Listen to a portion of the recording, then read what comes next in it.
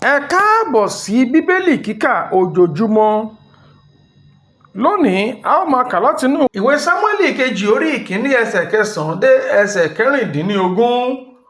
Òun sì tún wí fún mi pé, dúró lé mi, èmi bẹ̀ ọ́ kí o sì pa mí, nítorí tí wàhálà bá mi, ẹ̀mí mi sì wà síbẹ̀. Èmi sì dúró lé, mo sì pa á, nítorí tí ó dá mi lójú pé kò sì tún lè là mọ́ lẹ́yìn ìgbà tí ó ti ṣubú. Èmi sì mú adé tí ó wà lórí rẹ̀ àti ìbọ̀wọ̀ tí ó ń bẹ ní apá rẹ̀, èmi sì mú wọn wá ìhín yìí sọ́dọ̀ olúwa mi. Dáfídì sì di aṣọ rẹ̀ mú, ó sì fà wọ́n ya. Gbogbo àwọn ọkùnrin tí ó wà lọ́dọ̀ rẹ̀ sì ṣe bẹ́ẹ̀ gẹ́gẹ́.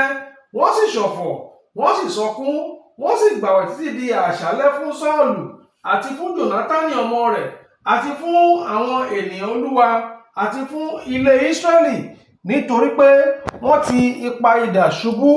Dáfídì sì bi ọmọdékùnrin náà tí ó rò fún wípé, níbo ni ìwọ ti wá? Òun sì dá lé ohùn pé, ọmọ àlejò kan ará Amálẹ́kì ni èmi ń ṣe. Dáfídì sì wí fún un pé, èéti rí tí ìwọ kò fi bẹ̀rù láti na ọwọ́ rẹ láti fi pa ẹni àmì òróró Olúwa? Dáfídì sì pe ọ̀kan nínú àwọn ọmọdékùnrin, ó sì wí pé, súnmọ́ kí o sì kọlù ú. Ó sì kọlù ú, òun sì kú.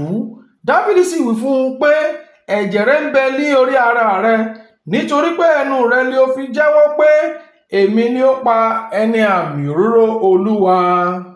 Kí Olúwa kí ó bùkún gbígbọ́ àti kíkà ọ̀rọ̀ Ọlọ́run. Àmín. Títí di ọ̀la, ó dàbọ̀.